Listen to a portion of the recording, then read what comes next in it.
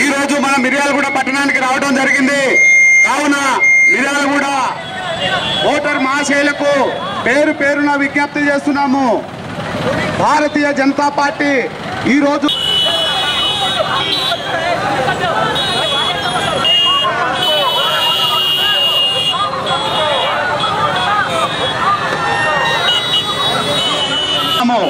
మన యొక్క నల్గొండ పార్లమెంటు అభ్యర్థి గార్లపాటి జితేంద్ర కుమార్ గారు, వారి యొక్క గుర్తు కమలం గుర్తు. వారు మన యొక్క దేవరకొండ ప్రాంతానికి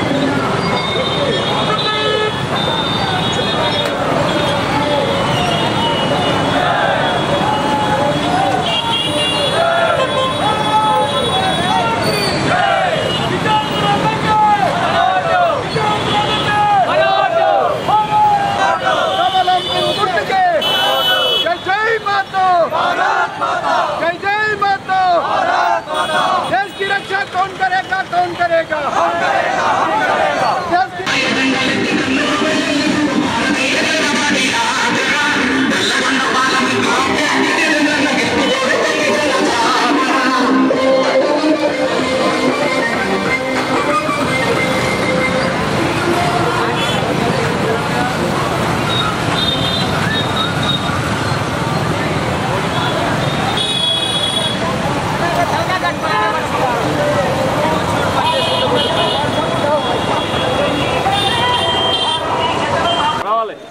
अंजी, हरीश, सुभाष, मधु, नागराजु, मुजीब, श्रीकांत, संतोष.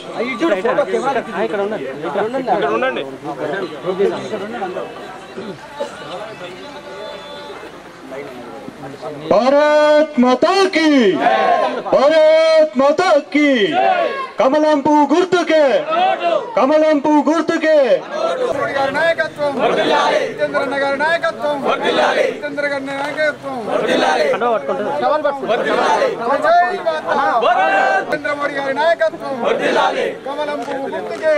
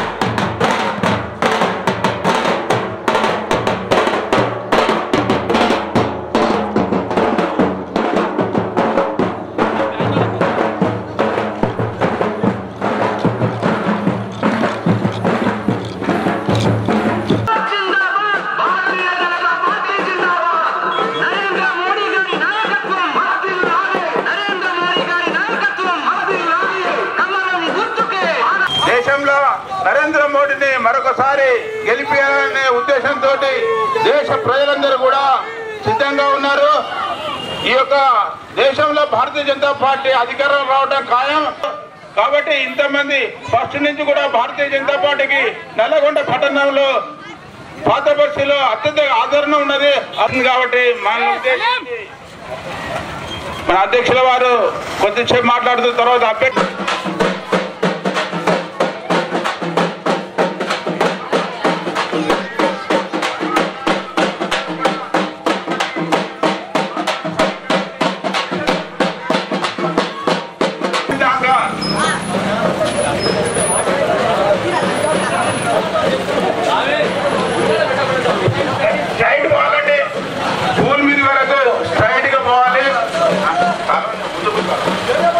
భారతీయ జనతా పార్టీ అభ్యర్థి గారు ఈ రోజు మన పాత బస్సు పర్యటన ఇచ్చేశారు. ముఖ్యంగా 33వ వార్డు ప్రజలను కలుసుకుంటే మనకు సమావేశం అక్కడ నిర్వహించుకునే అవకాశం ఉంటుంది. అందరూ కూడా ఈ యొక్క భారతీయ జనతా పార్టీ అభ్యర్థి జితేందర్ కుమార్ గారు కూడా ఈరోజు మన ర్యాలీని సంతోషంగా స్వీకరించడం జరిగింది. వాస్తవానికి ఇక్కడ ఉన్నటువంటి ప్రతి కార్యకర్త కూడా ఈరోజు భారతీయ జనతా పార్టీ దేశంలో గెలవాలి, నరేంద్ర మోడీ గారు ప్రధానమంత్రి కావాలి, జితేందర్ గారు ఎంపీ గట్టిగా ఉంటాం. మనం మన భాషలో చెప్తాం, కరుడు గట్టిన కార్యకర్తలు అంటాం కదా. అందరం కూడా ఈరోజు మనం ర్యాలీలో పాల్గొనడం జరిగింది. మనకి ఇంకా 2 రోజులు మాత్రమే ప్రచారము. 10వ తారీఖు రోజు ఖాళీగా ఉంటాం, 11వ తారీఖు రోజు మనము ఓటింగ్లో పాల్గొంటాం. మన కష్టం ఇంకా 4 రోజులు ఉంది. 4 రోజులు కష్టపడితే 5 సంవత్సరాలు సంతోషంగా ఉండొచ్చు. ఈ దేశం అభివృద్ధి చెందుతుంటే ప్రతిరోజు కూడా మనం ఆనందంగా ఉండొచ్చు. కాబట్టి క్రమశిక్షణ కలిగినటువంటి కార్యకర్తలు ఈ 4 రోజులు కూడా ఒక సంకల్పంతో మనకు రాత్రి పగలు ఇదే పని. ఏదైనా ఒక డోర్ మిస్ అయిపోయినా మన రిలేటివ్స్ కానీ మన ఓటర్లు కానీ ఎవరింటికన్నా వెళ్ళకున్నా ఫోన్ ద్వారా కానీ డైరెక్ట్ కానీ వెళ్ళి ప్రతి ఒక్కరు కూడా కష్టపడి ఈ 3 రోజులు పనిచేసి 4వ రోజు ఓటింగ్లో అందరినీ పాల్గొనే విధంగా మనం అందరం కూడా ప్రయత్నం చేయాలి. మన జితేందర్ కుమార్ గారిని మనం పార్లమెంటుకు పంపాలి. ఏకైక లక్ష్యం మన జితేందర్ కుమార్ గారు ఎంపీ కావాలి, నరేంద్ర మోడీ గారు ప్రధానమంత్రి కావాలి, ఈ దేశం బాగుపడాలి అనేదే మన యొక్క లక్ష్యం. కాబట్టి ఇక్కడ ఉన్నటువంటి కార్యకర్తలందరూ కూడా ఈ 4 రోజులు కష్టపడాలా. మనకిప్పుడు ఈ యొక్క మార్గదర్శనం చేయడానికి జిల్లా అధ్యక్షుల వారు, మన అభ్యర్థి జితేందర్ కుమార్ గారు, మన రాష్ట్ర జిల్లా సీనియర్ లీడర్లు అందరూ కూడా ఇక్కడే ఉండడం జరిగింది. జిల్లా 2 ప్రధాన కార్యదర్శులు, రాష్ట్ర నాయకులు కన్నాడు ప్రభాకర్ గారు, అసెంబ్లీ కన్వీనర్ సత్యప్రసాద్ గారు, అదేవిధంగా ఎడ్ల రమేష్ గారు, బంటు 2 జనరల్ సెక్రటరీలు బంటు సైదులు గారు, అన్న సాంబన్న, ఎడ్ల రమేష్ గారు, హనుమంత్ రెడ్డి గారు, గిరి గారు, పాండు గారు, మా పట్టణ జనరల్ సెక్రటరీలు బంటిగిరి అండ్ కమలాకర్ గారు, ఇక్కడికి వచ్చినటువంటి పేరున అందరికీ కూడా ధన్యవాదాలు తెలియజేస్తున్నాం. మనం పని విభజన జరిగింది. ఆ పని విభజన ప్రకారం కూడా అందరం కూడా క్రమశిక్షణ గల కార్యకర్తలుగా అందరం కూడా ఈ 4 రోజులు పనిచేయాలని చెప్పేసి ఇప్పుడు మనల్ని ఉద్దేశించి ఇంకా మీరు మాట్లాడితే అభ్యర్థి గారు మాట్లాడితే అయిపోతుంది. జిల్లా మిర్యాలగూడ పట్టణ అధ్యక్షులు శ్రీ పురుషోత్తమ రెడ్డి గారు, సీనియర్ బీజేపీ నాయకులు శ్రీ కర్ణాటి ప్రభాకర్ గారు, అసెంబ్లీ కన్వీనర్ శ్రీ సత్యప్రసాద్ గారు, బీజేపీ జిల్లా ప్రధాన కార్యదర్శి శ్రీ బంటు సైదులు గారు, బీజేపీ మరో జిల్లా ప్రధాన కార్యదర్శి శ్రీ పోతెపాక సాంబయ్య గారు, దళిత మోర్చా జిల్లా అధ్యక్షులు శ్రీ రమేష్ గారు, యువ మోర్చా వివిధ సెల్లు మోర్చాలు పట్టణ జిల్లా నియోజకవర్గ బాధ్యతలున్నవారు శ్రీ దొండపాటి వెంకటరెడ్డి గారు, జిల్లా ఉపాధ్యక్షులు, హనుమంత్ రెడ్డి గారు, రాష్ట్ర కౌన్సిల్ సభ్యులు, సోదర కార్యకర్తల ఈరోజు మిర్యాలగూడ పట్టణంలో చక్కటి మోటార్ బైక్స్ ర్యాలీ నిర్వహించడం జరిగింది. అందరూ కూడా నరేంద్ర మోడీ గారు చెప్తున్నటువంటి యువ శక్తి ఈ ర్యాలీలో పాల్గొన్నారు. ఈరోజు ఈ దేశంలో కీలకమైనటువంటి శక్తి, భారత జాతికి ఉన్నటువంటి బలం కేవలం యువశక్తి మాత్రం. ప్రపంచంలో ఏ దేశానికి లేనంత యువశక్తి భారతదేశానికి ఉంది. రేపు 11వ తేదీన లోక్సభకు జరుగుతున్నటువంటి ఎన్నికల్లో మొదటి దశ పోలింగ్ జరగబోతుంది. ఉభయ తెలుగు రాష్ట్రాలు తెలంగాణ, ఆంధ్రప్రదేశ్ రెండు కూడా మొదటి దశ పోలింగ్లోనే ఉన్నాయి. మనకు మధ్యలో 3 రోజులు మిగిలింది. 25వ తేదీ నుండి ఈ రోజు వరకు ఈ పార్లమెంటు నియోజకవర్గ పరిధిలో ఉన్నటువంటి 7 నియోజకవర్గాల్లో కూడా కార్యకర్తలందరూ కూడా, నాయకులందరూ కూడా భారతీయ జనతా పార్టీ విజయం కొరకు మన నల్గొండ పార్లమెంటు నుండి మన పార్టీ యొక్క అభ్యర్థిగా నిలబడ్డటువంటి శ్రీ గార్లపాటి జితేంద్ర కుమార్ గారి యొక్క విజయం కొరకు అహోరాత్రులు పనిచేస్తున్నారు. నిజంగా చెప్పాలంటే సుమారు 4 నెలల కింద మనం అసెంబ్లీకి జరిగినటువంటి ఎన్నికల్లో అందరం దాదాపుగా ఇక్కడ ఉన్న వాళ్ళందరూ కూడా పనిచేసిన వాళ్ళు. ప్రజలు మనకు అనుకూలంగా లేరు. ప్రజల మనసులో వేరే ఆయన ఉన్నాడు. కారు ముద్దుకు కనబడ్డది. వాళ్ళు కేసీఆర్ అందమైన హీరోలాగా కనబడ్డాడు. జనం మెజారిటీ ఓట్లు అటేసింది. భారతీయ జనతా పార్టీని ఆ రాష్ట్ర ఎన్నికల్లో, రాష్ట్ర శాసనసభ ఎన్నికల్లో ఒక బలమైనటువంటి శక్తి అని కానీ, లేకపోతే ఇది రాష్ట్రంలో అధికారంలోకి వస్తుందని ప్రజలు విశ్వసించారు. ఆ కారణంగా భారతీయ జనతా పార్టీకి రావాల్సినటువంటి ఓట్లు కానీ, సీట్లు కానీ రాలేదు. కానీ 4 మాసాల్లో చాలా మార్పు కనబడుతుంది. ఇవాళ ఇది దేశానికి జరుగుతున్నటువంటి ఎన్నికలుగా సామాన్య ఓటరు భావిస్తున్నారు. అనేక గ్రామాల్లో వెళ్ళినప్పుడు చదువు రాని వ్యవసాయ కూలీలు, వ్యవసాయదారులు, మహిళలు, వృద్ధులు మేము ఈసారి నరేంద్ర మోడీకే ఓటేస్తామని చెప్తున్నారు. ఈ మార్పు ఒక అనూహ్యమైనటువంటి మార్పు దేశవ్యాప్తంగా ఉంది. అది మన మిర్యాలగూడలో ఉంది, నల్గొండలో ఉంది, మొత్తం తెలంగాణ రాష్ట్రంలో ఉంది. ఇప్పుడు వాళ్ళ ఛాయిస్ కేసీఆర్ కాదు. కేసీఆర్ అందంగా కనబడతలేడు. ఇప్పుడు వాళ్ళకి కేసీఆర్ ముఖం చూస్తలేరు. ఓన్లీ నరేంద్ర మోడీనే చూస్తున్నారు. ఇంకెవ్వరిని కూడా ఈ ఎన్నికల్లో బీజేపీని, నరేంద్ర మోడీ గారి యొక్క అభ్యర్థులను తప్ప రాష్ట్రంలో, నల్గొండ పార్లమెంట్లో, దేశం మొత్తంలో కూడా ప్రజలు లేరు. దానికి ప్రధానమైనటువంటి కారణం నరేంద్ర మోడీ గారు ఈ దేశానికి గత 5 సంవత్సరాలుగా ఒక నీతివంతమైనటువంటి పరిపాలన, దేశం అభివృద్ధి లక్ష్యంగా ఈ దేశాన్ని, ఈ దేశంలో ఉన్నటువంటి యువ శక్తిని అన్ని రంగాల్లో అభివృద్ధి చేయడానికి, గ్రామీణ ప్రాంతాల్లో ఉండేటువంటి పేదల దగ్గర నుంచి పారిశ్రామికవేత్తల వరకు ఈ దేశంలో ఏ వ్యక్తి ఏ వృత్తిలో ఉన్నా, ఏ రంగంలో ఉన్నా కూడా అభివృద్ధి దిశగా నడిచేటట్టుగా చూశారు. ప్రపంచ దేశాల్లో సగటు భారతీయుని యొక్క గౌరవాన్ని పెంచారు.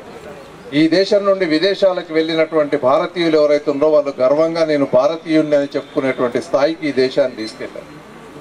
ప్రపంచంలో దౌత్య నీతిలో నరేంద్ర మోడీ గారు విజయం సాధించి ఇవాళ ప్రపంచ అగ్ర దేశాలు లేదా ప్రపంచంలో ఉన్నటువంటి మిగతా ప్రజాస్వామ్య దేశాలు నరేంద్ర మోడీ గారి మాట వినేటట్టుగా ఈ ప్రపంచాన్ని ఒక మార్గదర్శనం చేసినటువంటి వ్యక్తి నరేంద్ర మోడీ. మన సైనికుల మీద దాడి జరిగినప్పుడు తిరిగి ఉగ్రవాద శిబిరాలను మట్టుబెట్టిన తర్వాత పాకిస్తాన్ అనేక ప్రపంచ దేశాలకు ఫిర్యాదు చేసింది భారతదేశం మీద, నరేంద్ర మోడీ మీద. కానీ ఎవ్వరు కూడా పాకిస్తాన్ను సమర్థించడానికి సిద్ధం కాలేదు. కేవలం భారతదేశం తీసుకున్నటువంటి నిర్ణయమే సరైనటువంటి నిర్ణయం. ఏ దేశం కూడా ఇంకో దేశంలో ఉగ్రవాదాన్ని ప్రోత్సహించడానికి లేదు, తీవ్రవాదాన్ని ప్రోత్సహించడానికి లేదని చెప్పి ప్రపంచ దేశాలన్నీ కూడా నరేంద్ర మోడీ గారి వెన్నంటి నిలబడ్డాయి. కానీ పాకిస్తాన్ చివరికి ఆయన చిరకాల మిత్రుడు చైనా అన్న సాయం చేస్తాదేమని చూశాడు. చైనా కూడా నో అన్నది. ఎవరు ముందుకు రాలే. పాకిస్తాన్ని ప్రపంచ దేశాల్లో, ప్రపంచ దేశాల యొక్క వేదికల్లో ఎక్కడ కూడా ఒంటరిని చేసినటువంటి వ్యక్తి మన నరేంద్ర మోడీ.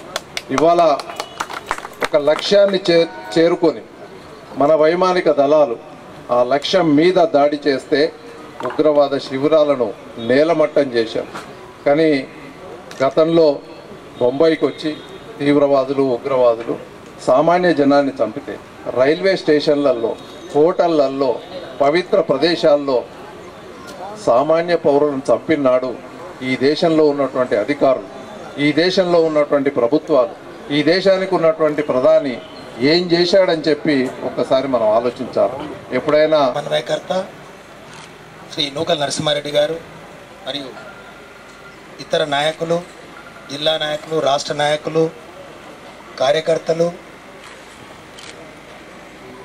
పత్రికా రంగం వారికి నిన్ననే మనం కొత్త సంవత్సరం ఉగాది పండుగ జరుపుకున్నాము. ఈ సందర్భంగా అందరికీ నూతన సంవత్సర ఉగాది శుభాకాంక్షలు తెలుపుతున్నాను.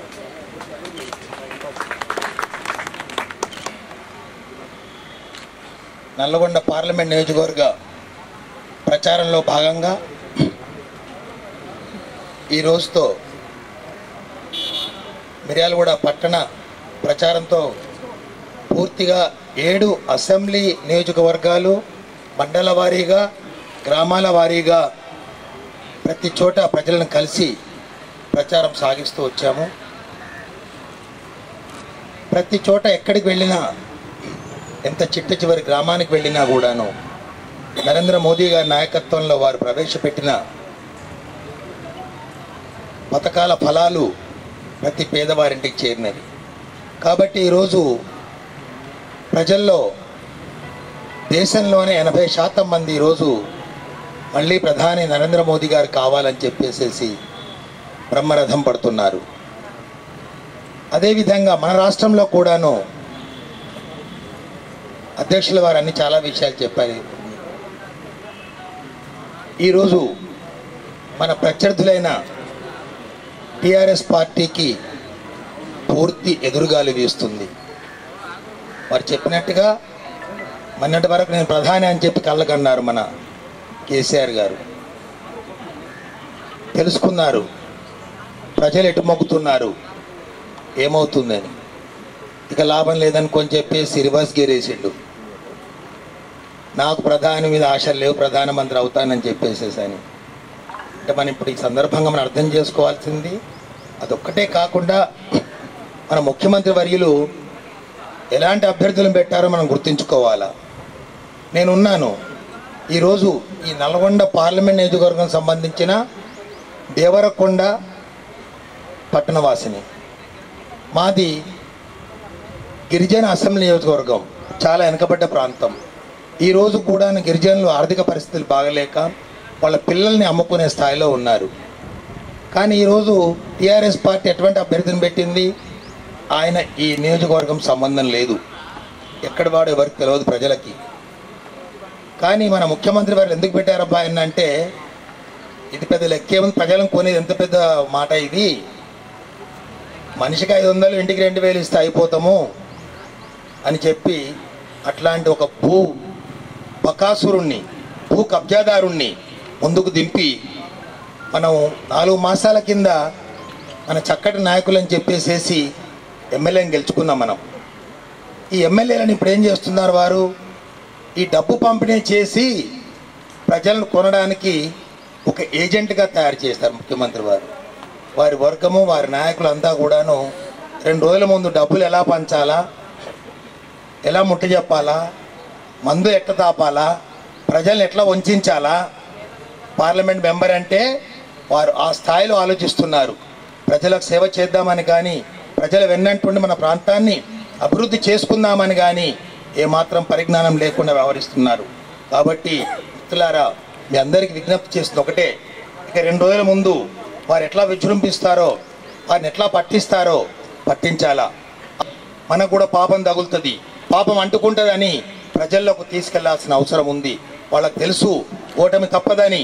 నేను నిన్న మీడియా వారిని అడిగా, నేను నల్గొండలో, ఏమండి 3 అభ్యర్థులు, కాంగ్రెస్ ఆయన్ను, టీఆర్ఎస్ ఆయన్ను నన్ను భేటీకి పిలవండి, టీవీలో మాట్లాడతా నేను, వారిని భేటీకి అమ్మానని అంటే వారు అంటున్నారు, లేదు సార్ వాళ్ళు రారు, మన అసెంబ్లీ కూడా చూసాం మనము, మధ్యలో పారిపోయినారు.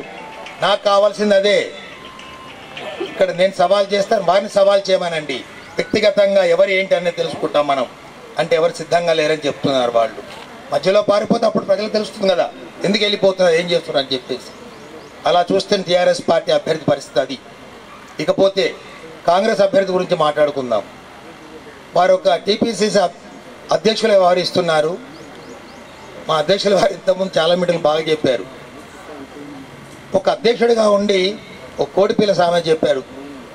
కోడి పిల్లలను తయారు చేసిన తర్వాత ఆ రెక్కల కింద ఎట్లా కాపాడుకుంటుంది, గద్దొచ్చి ఎత్తుకుపోయిందంటే కోడి ఎగిరి తంతది దాన్ని గద్దను.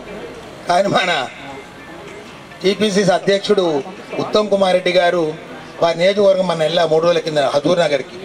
వాళ్ళు చెప్తున్నారు, కాదు సార్ మా ఆయన ఉత్తి కుమార్ రెడ్డి ఆయన, ఎందుకు చెప్తున్నామంటే మమ్మల్ని ఇప్పటికి 3 సార్లు వంచిండు. మొన్న అసెంబ్లీ ఎన్నికల్లో నేను ముఖ్యమంత్రిని అవుతానని చెప్పేసి ఓట్లు దండుకున్నాడు, అట్లా ఎమ్మెల్యే అయినాడు. ఈరోజు మేము గెలిపించిన అసెంబ్లీగిరికి ఏమి న్యాయం చేయకుండా రిజైన్ చేయకుండా మళ్ళీ పార్లమెంట్ మెంబర్గా మా ముందుకు వచ్చాడు.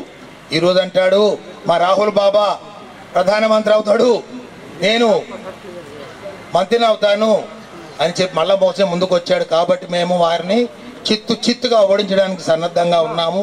కాబట్టి నరేంద్ర మోదీ గారి నాయకత్వంలో దేశం బాగుండాలన్నా, దేశ భద్రత పెరగాలన్నా, దేశ రక్షణ కావాలన్నా, ప్రపంచంలో మన అగ్రగామిగా ఉంచాలన్నా, ప్రజల ఆర్థిక పరిస్థితి పెరగాలన్నా, ప్రజల అభివృద్ధిలో చెందాలన్నా, మన ప్రాంతాలు మొత్తం అభివృద్ధి చెందాలన్నా నరేంద్ర మోడీ గారి నాయకత్వాన్ని బలపరుస్తున్న ప్రజలంతా అని చెప్పేసి ఈ సందర్భంగా తెలియజేస్తూ, ఒక్కో కార్యకర్త ఇప్పుడు అన్నగారు చెప్పినట్టుగా ఎవరు బూతును వాళ్ళని గెలిస్తే మనము పార్లమెంట్ని గెలిచినట్టే, పార్లమెంట్ని గెలిస్తే నరేంద్ర మోదీ గారిని గెలిచినట్టే మనము. కాబట్టి ఈరోజు ఉన్న ఎన్నో అనాలిసిస్ ద్వారా రిపోర్ట్స్ ద్వారా ఏం చెప్తున్నారు, నరేంద్ర మోదీ గారికి దేశం మొత్తం 80% ప్రజలు మద్దతు ఇస్తున్నారు. సుమారు 350 ఎంపీగా గెలిచి వారి అత్యధిక మెజార్టీ తోటి దేశాన్ని మళ్ళీ పరిపాలించబోతున్నారు. అందులో ఎలాంటి అనుమానం లేదు. మన తెలంగాణలో కూడా వాతావరణం పూర్తిగా మారిపోయింది. ఎక్కడికి వెళ్ళినా బ్రహ్మరథం పడుతున్నారు. కాబట్టి ఇక్కడ కూడా మనం అత్యధిక మెజార్టీతో అత్యధిక సీట్లు గెలుస్తామని చెప్పేసి ప్రతి ఒక్కరిలో విశ్వాసం ఉంది. మన అందు దేవుడు ఉన్నాడు మన వెనకాల. మనం ఈ రోజు వరకు కూడాను ఎలాంటి లోటు లేకుండా మంచి ప్రచారం చేసి ప్రజల దగ్గరికి వెళ్ళాము. ప్రజలు పూర్తి అనూహ్యమైన స్పందన ఉంది వాళ్ళ దగ్గర. ఎప్పుడు ఓట్లు వస్తాయా, నరేంద్ర మోదీ గారిని జితేంద్ర ద్వారా గెలిపించుకుందామని చెప్పేసి. కాబట్టి నేను నరేంద్ర మోడీ గారి నాయకత్వంలో వారి ప్రతినిధిగానే మేము ముందుకు వచ్చానని చెప్పి భావించి, మీరు ప్రతి ఒక్కరు జితేంద్ర అనుకోండి, మీ ప్రతి ఒక్కరు నరేంద్ర మోదీ అనుకొని పనిచేసినట్టయితే అత్యధిక మెజార్టీతో గెలవబోయే అవకాశాలు పూర్తిగా ఉన్నవి. ప్రత్యర్థులు తెలిసిపోయింది, ఇక మేము గెలిచేది లేదని ఊహ వచ్చేసేసి డబ్బు పంపిణీకి చూస్తున్నారు. కాబట్టి దాన్ని మనందరము అరికట్టాల్సిన అవసరం ఉందని చెప్పేసి మీకు మరీ చెప్తున్నాను. ఈరోజు వచ్చిన ఒక్కొక్కరు 1000 మంది సైనికుల్లా పనిచేసి దాన్ని మనం పూర్తిగా మెజార్టీతో గెలిపించుకోవాల్సిన అవసరం ఉంది. ఈరోజు ఆదివారము, నిన్న పండగ కాబట్టి కొత్త మార్కెట్ కూడా మొత్తం బంద్ ఉంది. సంఘ పరివార క్షేత్రాల నుంచి ఈ దేశాన్ని రక్షించేటటువంటి ప్రధానమంత్రికి, స్కాములు లేనటువంటి గవర్నమెంట్కి ఓటు వేయాలని చెప్పి మిర్యాలగూడ నగరంలో ఒక 10,000 కుటుంబాలని సంఘ పరివార క్షేత్రాల నుంచి సందర్శించడం జరిగింది. మనకు అనుకూలంగా ఉన్నటువంటి వ్యక్తుల యొక్క నెంబర్లు కూడా, ఫోన్ నెంబర్లు కూడా తీసుకోవడం జరుగుతుంది. ఇది ఈ పార్టీకి సంబంధించిన, ఈ ఎలక్షన్కి సంబంధించినటువంటి పని. ఈ నెలలో 19వ తేదీ శుక్రవారం అవుతుంది. ఆ రోజు హనుమత్ జయంతి ఉంటుంది మిర్యాలగూడ నగరంలో. శ్రీ శ్రీ శ్రీ రాధా మనోహర దాస్ స్వామీజీ ఆ కార్యక్రమానికి ప్రధాన వక్తగా విచ్చేస్తున్నారు. వారికి స్వాగత ర్యాలీ ఉంటుంది. ప్రతి సంవత్సరం మనం స్వామీజీని ఎట్లయితే ఆహ్వానించినామో హౌసింగ్ బోర్డు దేవాలయం నుంచి, వెంకటేశ్వర స్వామి దేవాలయం నుంచి, ఆ విధంగా శాంతినగర్ శ్రీ సీతారామయ్య దేవస్థానానికి ఆహ్వానిస్తారు.